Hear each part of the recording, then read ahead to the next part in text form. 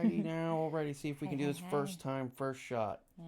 All right, I think audio's good. Good. Video's good. Yes. All right, anybody out there watching, how does it sound? Can you hear us? Waiting. Can you hear me? Oh, hey, look at that. Okay, at least we got We somebody got here. audio. Yeah. Welcome, All right, Link. and the live chat's working. All right, cool. All right, as always, welcome everyone to the You Heard It From Us live talk show. I am Dungeon Master Egile. And I'm D&D wife. Hi. And we're just a couple of nerds here, just kind of going online, talking about nerdy stuff and all the different things that kind of affect us and everything from video games, TTRPGs, too many acronyms, and just general nerdy life. And so we've actually been discussing this a lot, given how we've been evolving ourselves into the public realm, and talking about licensing. Yeah, how it affects our gameplay, especially with the changes to certain tabletop games that we love. It begs the question, right? How much is a hindrance and how much helps the creators, maintain control over what they created? Yeah, and the big thing too is that it's not just like what you're saying, the OGL and stuff like that. There's so much more to licensing when it comes to creative crafting, design, and all kinds of storytelling that it really becomes this kind of murky ground that we all look at. And I think a lot of people, it's that subtlety that a lot of people both don't and do realize that they're both taking, creative content, but a lot of people don't. Yeah. And a lot of people don't understand what's open and free and what somebody's licensing. And so we thought this would be a good time to talk about it and see what our fans and our listeners have to say about it as well. As always, the chat is always open. If you have any questions, comments, concerns, let them go and shut them out there. We try to address them as quick as we can. If you have any points or questions, always feel free to shoot them out. And if you don't feel like doing it on the live show, you can always go to our Discord at the Couple of Nerds Discord and have your questions answered there. So if you are a little shy, not a problem. You can have an avenue to get your questions answered. But today's big focus is what we're talking about is essentially, when it comes to you're not monetizing something, where does the line really go, right? Because obviously we're trying to be online, we're trying to represent something more. So where does the balance come from?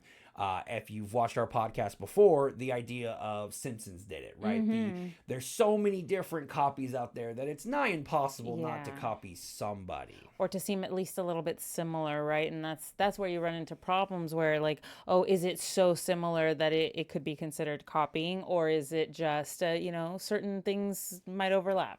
Yeah, and I think and like a perfect example, and we saw, we have a unique example in that we have a couple of artists essentially on retainer, and if you see them in the chat, we have D&D Wife, who is one of our artists, as well as the artist Entling. They have a special little moniker, so we do have that advantage of being able to pump out original art. But a fellow DM of mine who goes by the name of Enix, he tends to grab, AI art or Pinterest art or anything that can kind of associate with his characters and his stories. Whatever they can. Now, one could say, oh, well, he's just either A, taking art away from an artist, or B, taking an artist's art and using it as his own.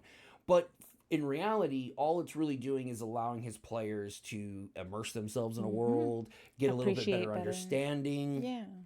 And really, you don't really interpret that as something like a copyright abuse or simply that they're stealing it, because the intention, I think, is really what comes down to. And I think that is in and of itself the hardest aspect of like licensing and things like that, is that you can never really judge someone's intentions as to why they're doing it, right? Yeah, it's really tough. We're not mind readers. We don't know what people are thinking, so it's really difficult. It's like the fine line between like an homage and just straight plagiarism is really tough to tell. I mean, we go through an entire education system learning not to copyright or learning not to take things from somebody. And then the people who write those books do the exact same thing. So it's really a tough kind of call to make when it comes to that. And so it's kind of like, oh, it's a little heavy, but it pertains to so many things. And so when it comes to, a couple years ago when we had the whole OGL debacle, I kind of laughed at it in the long senses because as we are, and I imagine a lot of you out there listeners, we're very homebrew. Like, yeah, we may use the skeleton of D&D, but really at this point, we're so past it, we don't even really use the words or the terminology because our own homebrew has taken over, kind of our own system, if you will. We have our own vernacular for things. And in fact, just the other day, we ran into issues in a podcast where we're trying to talk about these differences and trying to refer to the originals. But really, ours has become so iconic in our heads that we don't think about the originals. Yeah. And I think, too, like, and I was saying with, like, the intent. I mean, there's so many times where, and I asked this to the audience, is that how many times have you written something or a character or as a dungeon master or storyline, you run it, you experience it, you create it, and then slowly down the road, some other media comes out that does your plot or your character, and then everyone looks at you and just goes, oh, did you take from that?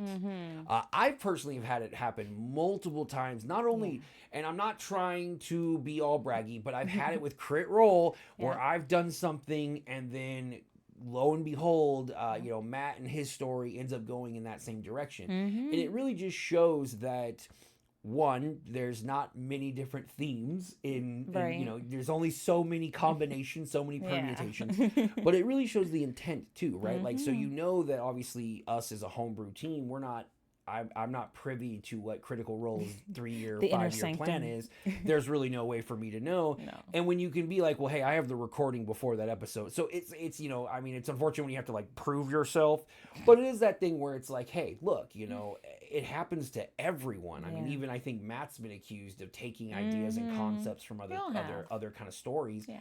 But that's the nature of storytelling. I mean, how many stories even that we have that we believe are historical, record, are just changed over time to be different than the other guy's story. Like, oh, his story was 10, ours is 5, and they were on a hill instead of in a plateau. Yeah.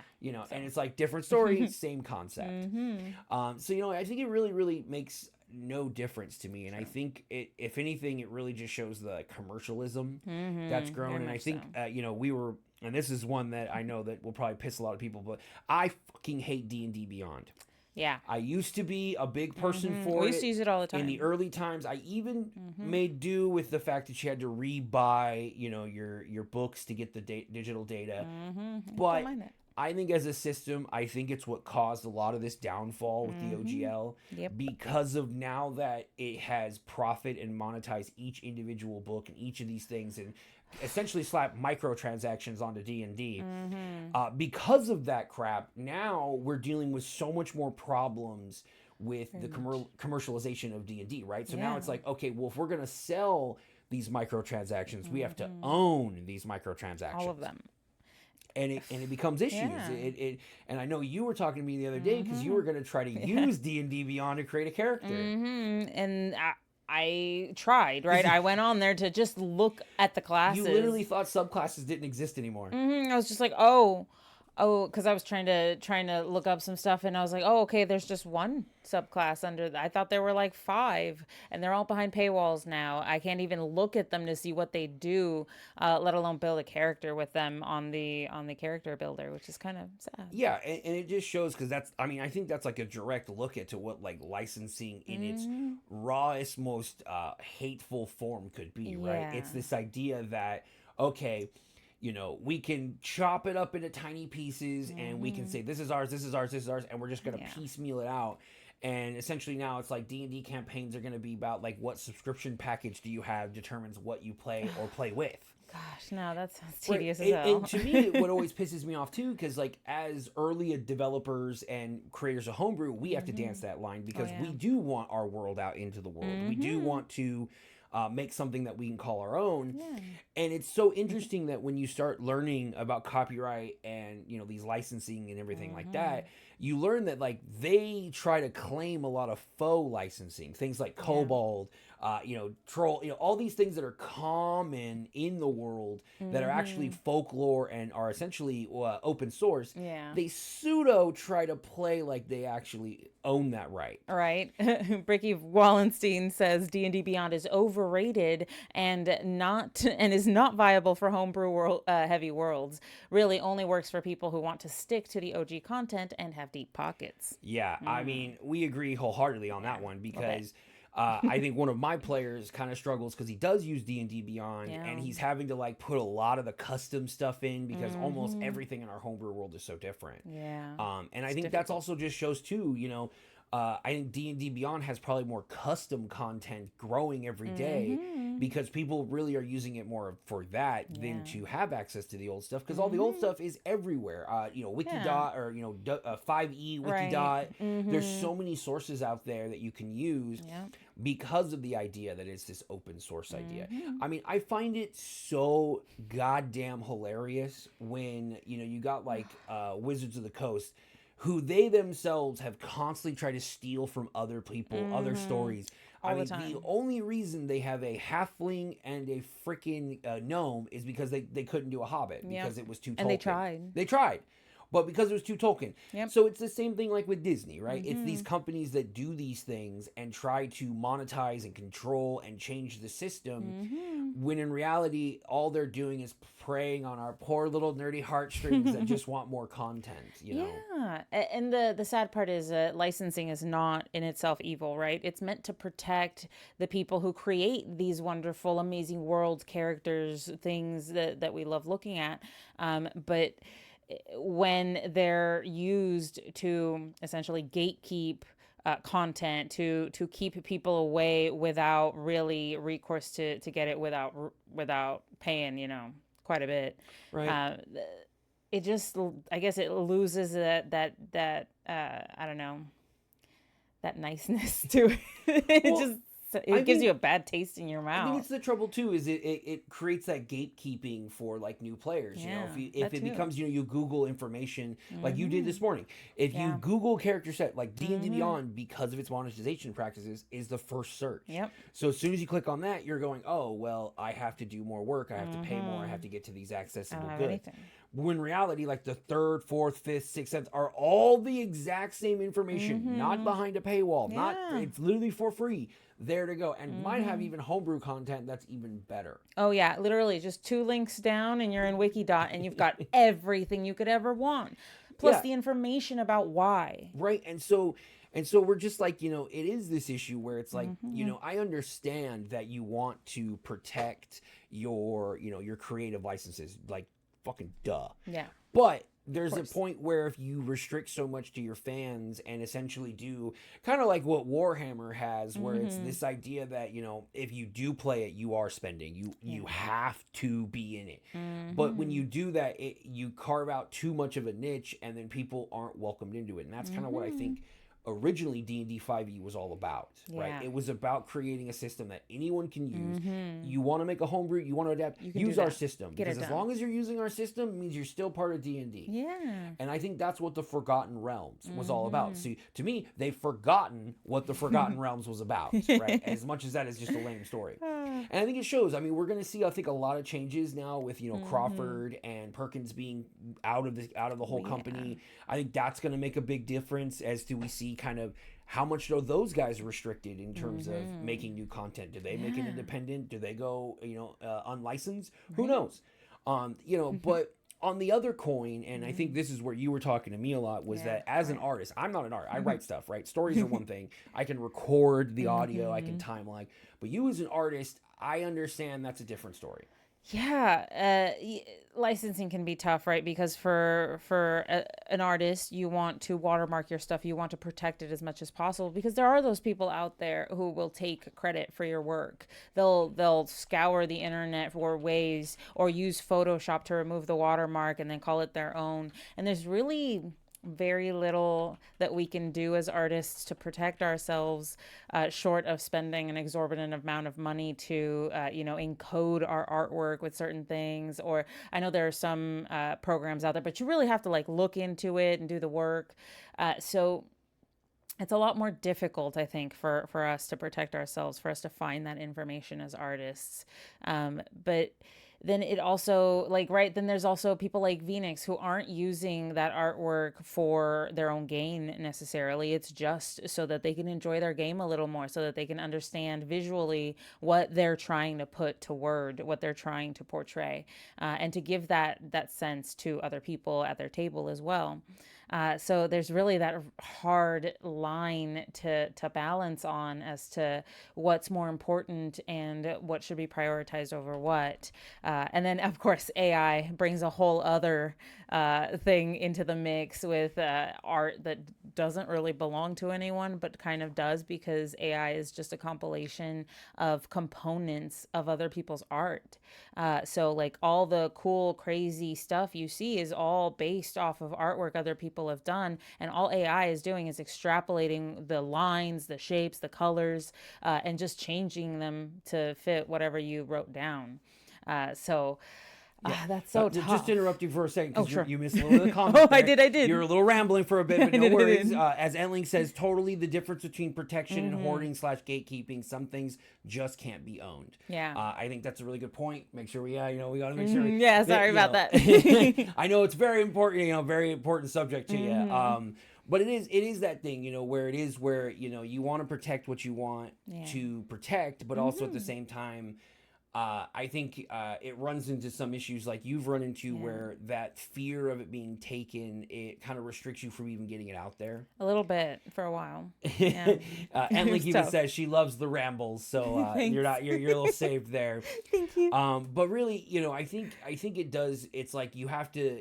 In this digital era, like you're saying, there's so many ways to kind of remove these things, especially with AI art. Oh, yeah. But I think it comes down to, and I was talking to you about keeping receipts, right? Like keeping your records. So like we re-record all of our D&D sessions. You have like essentially a master hard drive with all our art and like timestamps and stuff like that. And I think that's a real key mechanic. And so instead of, I think, being hyped on these watermarks that some people know, well, a good enough person can just take it off. Yeah.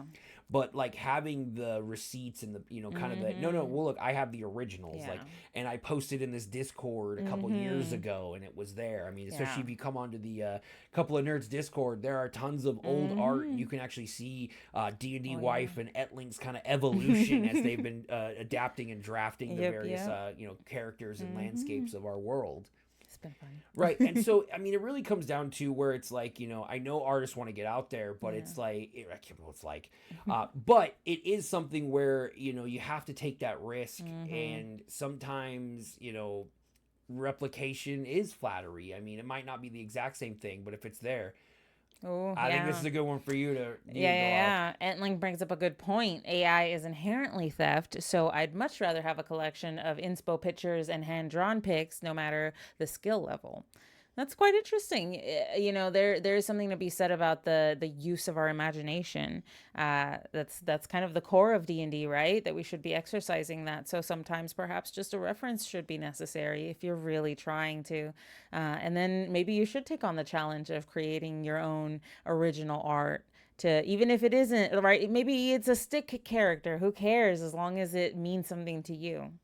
Yeah, and I think it really comes down to at the end of the day, what exactly is your motivation, right? And it's really the intent, the motive. For me, is always important as a dungeon master and as a person, as a husband, all those good things. Because right, if you are wanting your art to just get out there, right, then it really doesn't matter if people take it. Now, don't get me wrong, credit is credit. Credit's one thing. But if your art's being used by tables out there as to be a stand-in for a character that they have, I think, and now this is on me personally, I'm not an artist, I'm just a dungeon master, please don't yell at me, but I would take that as a bit of flattery, right? Obviously, if they say, I wrote this, I drew this, I made this in my home, I'd be pissed off. That'd be But if it's upsetting. like, hey, I found this art online, it totally represents my I love this character, and artist. for the next few years, I'm gonna plaster this picture Yeah, everywhere, that'd be and awesome. maybe hope that the artist makes another image of this character, right? Yeah. And I think that is, in essence, what the real kind of licensing should be when it comes to sharing art, sharing information, Yeah. sharing content, right? It's really that, this is my peace, love, and kumbaya moment. You would Yeah. really hope that all of us out there are really just trying to play a game, have fun, and not really just like, screw everyone over every moment we can find. Right. And that's why we have communities like, the different downloading programs like DM's Guild, where Yep. you can go and people put up stuff for free. They do a name your own price thing, right? Yeah. You can pay me $1,000, you can pay me zero. But really, because all they want is that information to get out there. They want yeah. the stories. And we really kind of have the same way with Extraeus, right? In our homebrew world, if I ever saw someone running a Conan or a Hellscard, I would lose my shit. That would be so not, cool. Not because I'd be pissed off. I No. would be so stoked that somebody thought my stuff was good enough to actually use in their own storyline. We're nobodies. That's totally awesome. That would be great. And I think, that's really where we need to get back to our roots, and not gatekeep everything behind a paywall. I mean, Yeah. I think D&D Beyond had the potential to be something like amazing, but it never really got that chance because the moment we all saw it. The combination with D&D Beyond and WotC was supposed to be this like grand union, but we Fantastic. all kind of knew, with great power comes, It total was evil. it was for like a fraction of time. It was a great collaboration. D&D Beyond was like the hub of everything D&D. It was yeah. It's just kind of sad. Right. And so it's just, if anyone out there has any comments on the kind of licensing or anything, if you had any experiences, Yeah, let us I know. know that can be an issue. I take, licensing is one thing is when I recently had my Steam account stolen, it kind of felt that same, I can kind of idea of when your like identity's being told, someone's trying to represent yourself Right? as you. So it's really a tough thing. So as always, as we like to get into the middle part, we Yeah. like to give a hot take. And if anyone has their own hot take on any topic, it does not necessarily have to be on tonight's topic at hand. We love to have anything. We like some of these out there. So mine for tonight, essentially, is that I feel that pretty much most of D&D should be free. Yep. In terms of the content, like a PDF. I think that all books and stuff should be generated with PDFs. If you want the book, you can buy the book, right? I mean, my idea in this is that what Dungeon Master would, if given the option of like a paperback Dungeon Master guide versus the hardcover, you're going to go for the hardcover, right? There's this thing with when we want the books, we're going to get the books no matter what. Yeah. But I don't think the content itself should be gatekept. I think when WotC comes out with stuff, it should come out. They can still sell the models, the figures, the stuff, but the actual content should be out there for everyone to enjoy. Now, obviously, people are going to be like, well, no one will make money, no one will do this. But that's the point. We're here to build the stories off the archetypes. So if they give us the stepping stone, the money, the idea of the revenue or the connections will come from it. And I think if D&D Beyond had adopted a more free style with the being able to have more, like the dice being paid for and more of the kind of less pay to win or pay to play, I think D&D Beyond would have smashed out all the other competition. But because they went that way, they basically went the Hulu, Netflix, Disney Plus route for D&D content. I think essentially my belief is in the next 2 or 3 years, depending on how the new system goes and how they transition, I could see them going even less. Yeah, that's tough. Yeah. So for you, I mean, I figure for you, you're a little different in the fact that, I'm a dungeon master, so it's the main kind of like storylines, plot lines. But for you, I know it touches a little deeper with like, I imagine you'd never want to see just your art being like with someone else's signature underneath. I mean, that's that a would different be the story. worst. Yeah, that would be right. But I think there's still something to be said about sharing your art and making sure that it gets out there because, how do you become known if you can't share it? And artists run into this all the time. Even older artists do. People were copying painted canvas art for a long time before digital art came around. So it's not a new problem to artists.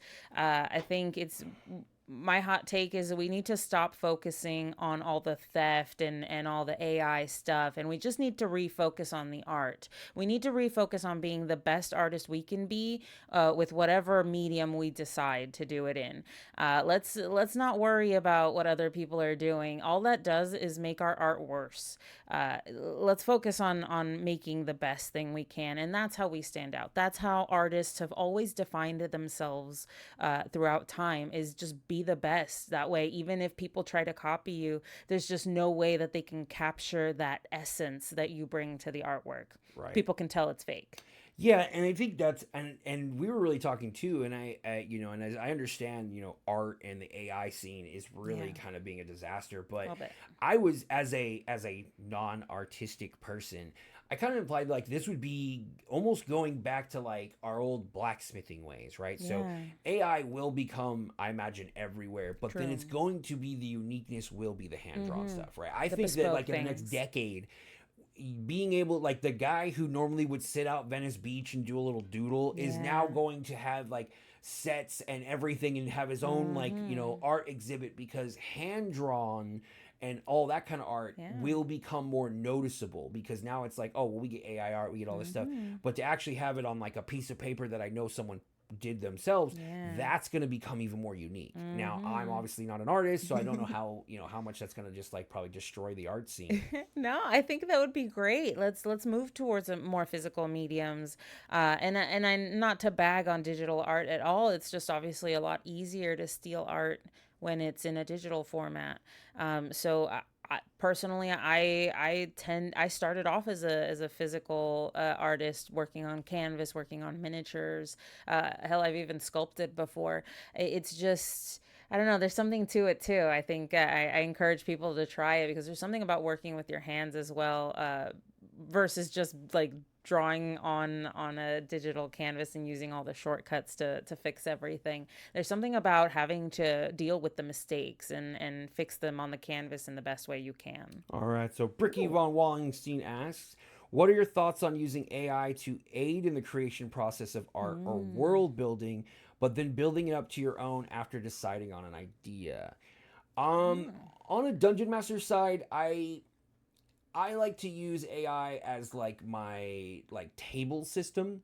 So when it comes to like, you know, making a random amount of NPCs or just like filling in something, AI I think is really useful.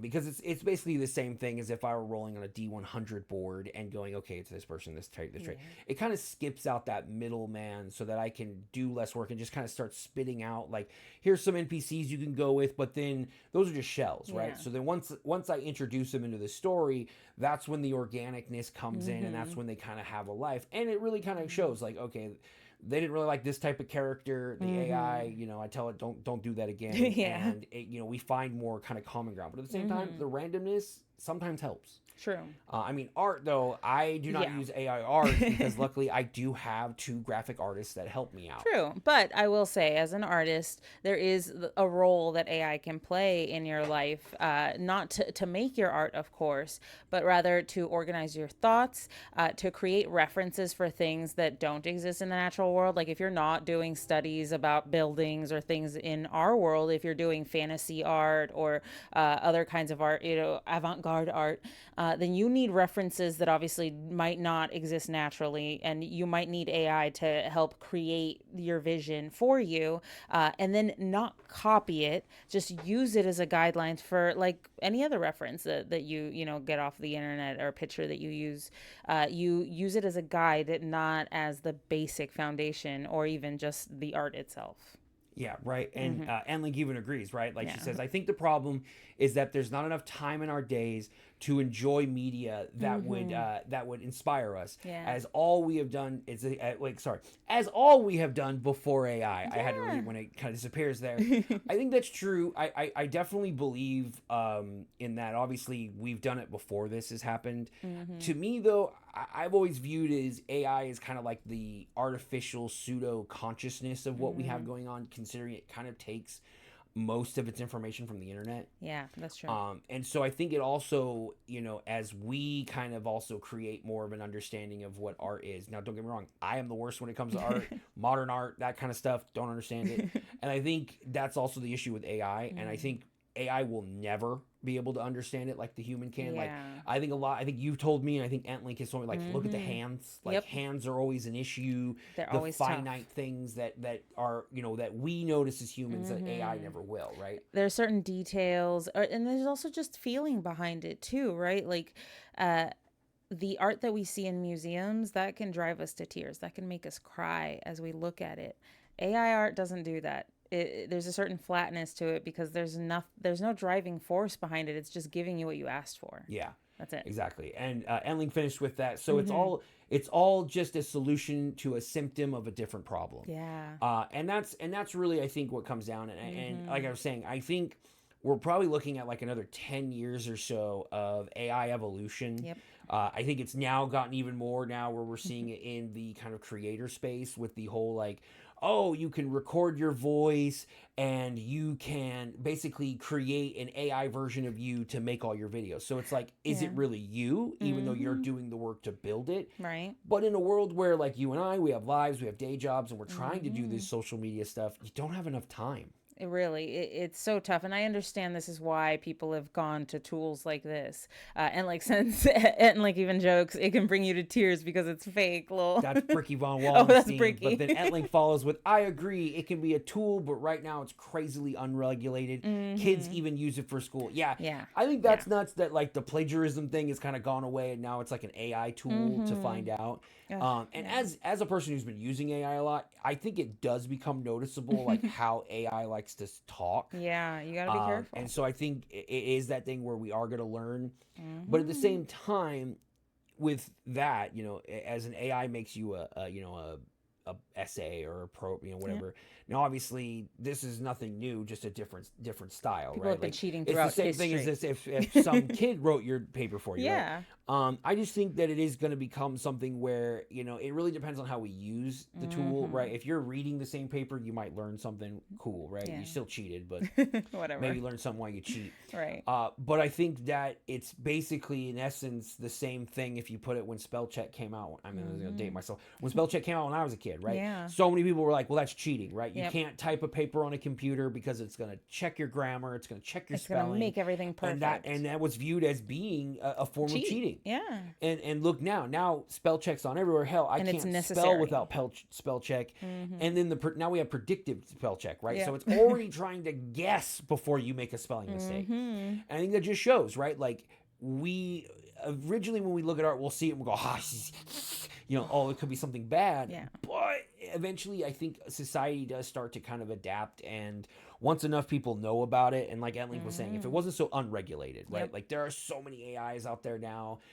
Eventually, they're going to combine into one Skynet AI and take us all out, right? Well, and then that's a question, right? When it does eventually develop its own personality, how can you say it's not original art anymore? Yeah, I agree with Bricky, where he's like, that's because we all suck at spelling too much and it became a problem. Yeah, I mean, there are two simple things that I've always pointed out, right? It's spelling and remembering phone numbers. The English language is horrific. Well, it's just more of these are things that have been replaced by technology, right? We don't have to remember phone numbers anymore. I mean, 911, there you go. Maybe your mom's number, your spouse, but not like what we used to. When I was a kid, you had a little book, you had a Rolodex, you had to remember everything. Yeah. But now computers do it for us. My phone remembers everything. I don't have to do anything. But we're getting close to the end, and as we always do, this is kind of that last call for any crazy questions, no matter the topic, no matter the subject. Some we might not touch, but you're more than welcome to ask. Yeah, always. But if you have any final questions, now is the time. Once again, we always thank you all for watching. We've been starting this for a while now, and now we've been switching to the every Tuesday, so we appreciate the watchers that we're now having a regular crew. Bricky Wallenstein, take your member berries.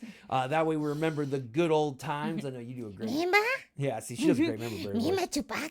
This is gonna get cut now for the next short watch. I'm gonna put this online. No. Yep, I'm putting that shit online.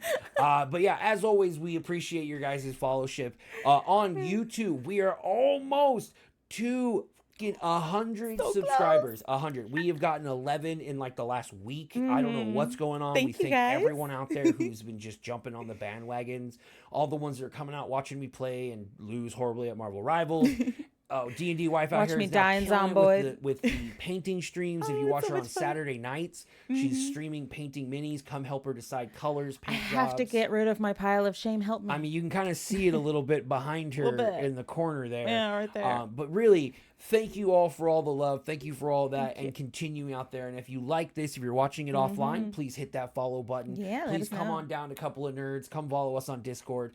We can be a pretty fun group every now and then. There's quite a few of us now jumping in and having fun. So come share your art, share your questions, share yourself. It just all it's a good time. But if anything you want to finish up on D&D Wife on this topic at hand. Well, I'm always looking for artists to showcase on Comic Cave. Oh yeah. So if you have your art, you want to put it out there. We're not charging or anything for that. No. We are all about helping each other. Yeah, we don't do that. We're not in that. I get a lot of those emails, and then when you ask about how much, you never hear from me. We just want to show art. Frankly, I like discussing art, and I like discussing the use of various, styles. So I'd love to see what people have out there, and if it means I get to showcase your art and show people what it looks like. Hey, hopefully it helps you out. Yeah, so let me know. Great, and we just love sharing our community. So even if you don't want to be interviewed, give us some of your art. We'll show it up on here. Let other people see. I'll just and talk see about how awesome it is. We definitely love our art. We also put it all over our office. So if you have art for us to show, we'll definitely take it. Oh yeah. But once again, I am DM Egile. Thank you once again for tuning in to You Heard It From Us Live with my greatest co-host ever, D&D Wife. Thank you so much for joining us, guys. Thank you, guys. And we will see you all next Tuesday at 7 p.m. We'll be sure to shout out that topic. If you have any ideas for a topic, please go to our You Heard It From Us live channel in the Discord. Give us some topic ideas. We will jump on any topic you give us, because right now we're making our own. We don't want to do that. We want to do what you guys want to hear. And so you let us know. We will jump on that topic, any topic you got. If not, we will make a topic, and hopefully you guys will all have fun jumping on with that. But with that, we are signing off, and we hope you guys have a great rest of your week, and we'll see you next week. Have a good night, everyone. You Heard It From Us live. Bye.